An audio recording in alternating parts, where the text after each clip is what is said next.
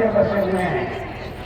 एक बार मैं साहब के पास गया, सब सुबह प्रातःकाल की बेला थी, देखा लोग गुलाब का फूल कोई कुछ उनको समर्पित कर रहा था।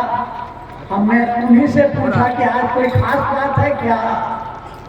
तो कहा कि हाँ, आज मेरा जन्मदिन है। हमने उनसे कहा कि हम तो कुछ लेके नहीं आए हैं, ऐसे ही चले, हमको मालूम है नहीं। तो साहब ने क्या कहा? उन्होंने कहा कि अगर आप दे सकते हैं तो मुझको एक शिव शिष्य, अगर आप मुझको दे सकते हैं तो मुझको एक शिव शिष्य। इसीलिए मैं भी आया हूँ आपके इस गया नगरी में, प्रेतशिला में कुछ लेके जाऊंगा, कुछ दे के जाऊंगा।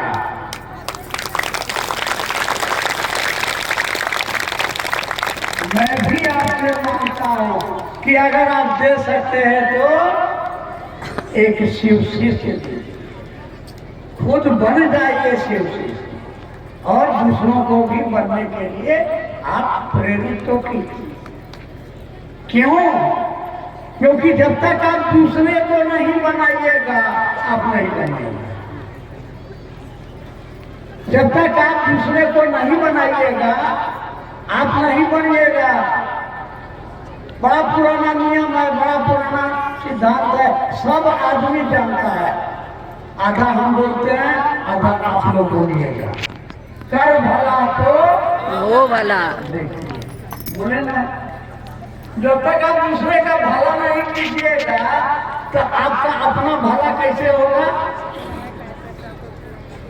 आप दूसरे के जीवन में भला कीजिएगा तो आपके जीवन में भला कैसे होगा? जस करनी तस भोग आता, नरक जात क्यों पड़ता? आज तक 5-10 हजार वर्षों में हम लोगों ने क्या किया? जरा विचार तो कीजिए। हम और आप करते क्या है? मंदिर में जाते हैं, मस्जिद में जाते हैं, या गिरजाघर में जाते हैं, या किसी देवी किसी देवता के सामने जाते हैं, तो उसके मुंह पर उसकी प्रशंसा करते हैं, उसकी बड़ाई करते हैं, और मनसा क्या रहती है कि मेरा भला हो।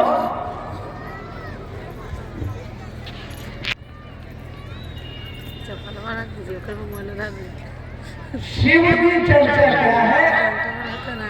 वही काम है, लेकिन भगवान के मुंह पर, शंकर भगवान के मुंह पर हम शंकर भगवान की प्रशंसा नहीं करते हैं। उनके पीठ पीछे लोगों को बताते हैं, जानते हैं मेरे गुरु शिव हैं, हम शिव के चेला हैं। मेरा गुरु कैसा है? अरे मेरा गुरु ऐसा है जिसने लोगों के लिए, संसार के जीवन की रक्षा के लिए जहर पिया। मेरा गुरु कैसा है कि सांप भी उसके गले में हार बन के सुचोगी। सांप भी अगर गलती से शिवलिंग पर नजर आ जाए तो कोई लाठी लेके नहीं जाता है।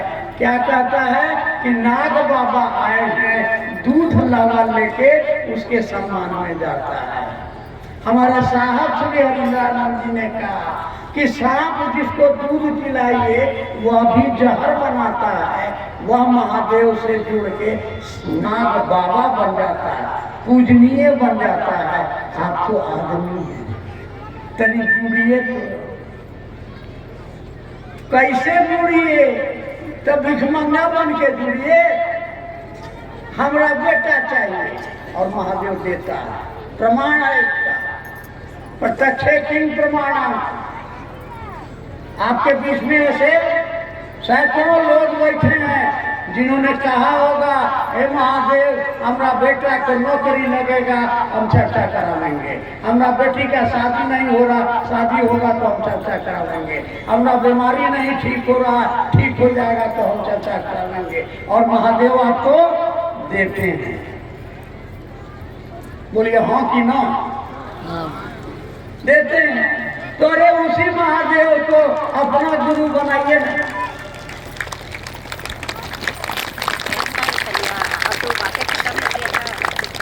तो लोग कह रहे कि शरीर में है, हमको ज्ञान कौन देगा, मंत्र कौन देगा?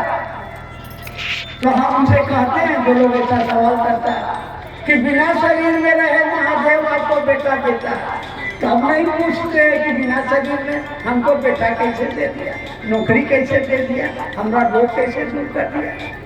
अज्ञान लेने की बात आई तो कहिएगा अंग्रेजी बताने लगी है। एक ईमानदार कोशिश कीजिए महादेव को अपना गुरु बनाने के लिए। ठीक है।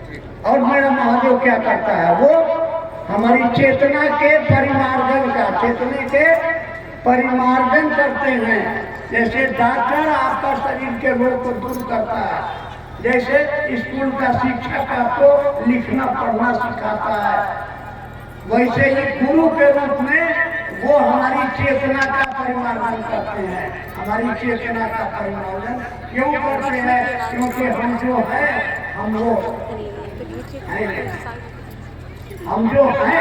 हम वो है नहीं। कैसे हैं हम और आप? एक कमरे में एगो बूढ़ा को, एगो बूढ़ी को, एगो नौजवान को, एगो बच्चा को रख दीजिए, 4 दिन भूखा, 5वां दिन उसमें 4 रोटी उस कमरे में गिरा दीजिए, क्या होगा? नौजवान आदमी, बूढ़ा आदमी है कमजोर है, बूढ़ी है कमजोर है, बच्चा है कमजोर है, एक नौजवान आदमी है, 4 रोटी उठा के खा जाए तो उसको क्या कहिएगा? आदमी कहिएगा? क्या कहिएगा? अरे बुढ़वा भूखले है, बुढ़िया भूखले है, बचवा भूखले है, और ताकत है तो खा लिया, तो क्या कहिएगा? आदमी है कहिएगा उसको? आदमी नहीं कहिएगा। लेकिन अगर वो कहे कि बाबा बच्चा पैर तुम खाओ, बच्चा हो भूखे हो, बाबा बूढ़ी दादी आप खा लो, वो लोग कहेगा कि बउआ तुम हो खा ला, तो कहेगा कि रे हम जवान हैं, एक दिन और नहीं खाएंगे तो क्या होगा? कहिए आप लोग, तो आप कहे कि ये आदमी है। उसी कमरे में 4 कुत्ता को रख दीजिए, 4 दिन के बाद में किलो मांस का टुकड़ा डाल दीजिए, तो जो सबसे बढ़िया कुतवा है मांस का टुकड़ा को अपना कब्जा में लेके बैठा है, और बाकी 3 कुत्ता का। तो ये जानवर है, वो जानवर है, ऐसा करेगा। बाप को भूख लगा है, उसके सामने बच्चा जाए या पढ़ा लिखा जाए, चाहे भूखा जाए, चाहे लंगड़ा जाए, मार के खा जाएगा। हम उसको पापी नहीं कहेंगे। लेकिन अगर कोई इंसान किसी के हाथ से रोटी छीन लेता है और अपने खा लेता है, तो हम कहेंगे कि तुमको पाप लगेगा। आप जरा सोचिए तो आपके घर का क्या हालत है? बाप बेटा में लड़ाई, बाप भाई भाई में लड़ाई, सास पुतों में लड़ाई है कि नहीं है? जिस बाप ने लाख जूता खा के भूखे पेट के कटा बच्चे को पढ़ा दिया, लिखा दिया, और वो जो है जाके दिल्ली में काम करता है, शादी कर दीजिए। हमको ऐसे बहुत लोग मिले हैं जिन्होंने कहा कि हमको बेटा नहीं हो रहा था, हम देवघर में जाके मन्नत मांगे, बेटा हुआ लेकिन शराबी हो गया, मारगो करता है, पैसों छीन लेता है, जुआ खेलता है, कहता है कमा के काहे नहीं रखे? बोलिए हाँ कि ना? ऐसे हैं आपके आदमी है वो? अरे माता पिता की सेवा ना करना चाहिए?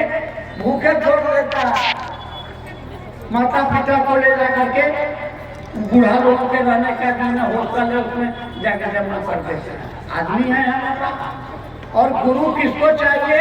हमारे शास्त्र क्या कहते हैं कि मानव शरीर में जो है उस मानव को गुरु की जरूरत है, जानवर को जरूरत नहीं है। गाय का बच्चा पैदा होता है, उसको सिखाने का जरूरत नहीं है कि कैसे दूध पियोगे, कहाँ से दूध। वो मालूम है। लेकिन आदमी के बच्चे को दूध पिलाना पड़ता है, सिखाना पड़ता है कि तुमको ये करना है, तुमको ये नहीं करना। ज्ञान की जरूरत है। तो उस ज्ञान को दाना को हमारे शास्त्र ने कहा कि वो गुरुओं का गुरु जगत गुरु शिव है। क्या करता है? चेतना का परिमार्जन करता है, जीवन जीने की कला सिखाता है और आपको ज्ञान देता है, आपको जीव से शिव बनाने का दायित्व लेता है। किताबों में लिखी बातें सही है या गलत है? हमारे साहब श्री हरिनानंद जी, साहब श्री हरिनानंद जी इस बात के प्रत्यक्ष प्रमाण है। हमारे कसौटी है, उन्होंने अपनी जिंदगी में इसको कस के, सोना को कहता ना कसौटी पर जांचा जाता है, उन्होंने जांचा और जांच के जो पाया वो उन्होंने हमको आपको दे दिया। क्या जांचा? जिस हरिनानंद ने बताया था आपको, हमारे रणधीर भाई ने, कि 1974 में साहब ने श्मशान में 15 साल की साधना में उनका जो दिल दिमाग टूटा, शरीरी गुरुओं ने उनका शोषण किया, धोखा दिया और ऐसे टूटे हुए मन में अचानक एक ख्याल आया कि सारे शरीरधारी गुरु कहते हैं कि गुरु भगवान,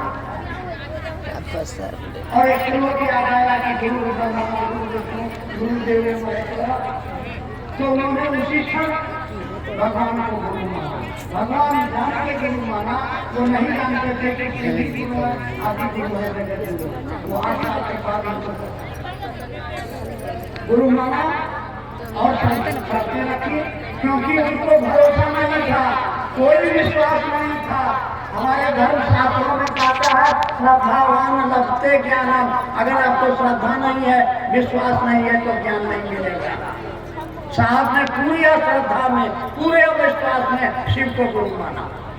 शर्त लगा दी कि आदमी बन के आइएगा गुरु नहीं मानेंगे, आसमान से उतरिएगा गुरु नहीं मानेंगे, हम कुछ नहीं करेंगे। और गुरु ने उनकी शर्तों में न आसमान से उतरे, न उन्होंने शरीर में आकर के कहा, हवा के मार्फत उनको नमः शिवाय। काहे के लिए उन्होंने शिव को गुरु बनाया था? साहब श्री हरिनानंद साहब ने शिव को गुरु बनाया था चमत्कार सीखने के लिए। हम लोग जब श्मशान में और कब्रिस्तान में साधना किया करते थे तो कहा करते थे, सोचा करते थे कि जब सिद्धि होगी तो लोग आएगा, पता वाचा रखेंगे, दाढ़ी, अपना दुखड़ा रोएगा, उठाएंगे, भावुक कहेंगे, जा बच्चा तेरा भला होगा। चमत्कार के लिए शिव को गुरु बनाया था। क्या करना है हम बताने जाना है। गुरु आपकी चेतना का परिमार्जन कैसे बदल देते हैं, कैसे रत्नाकर डाकू ब्रह्म ऋषि बन गया, ये गुरु का कमाल होता है। तो गुरु ने क्या किया?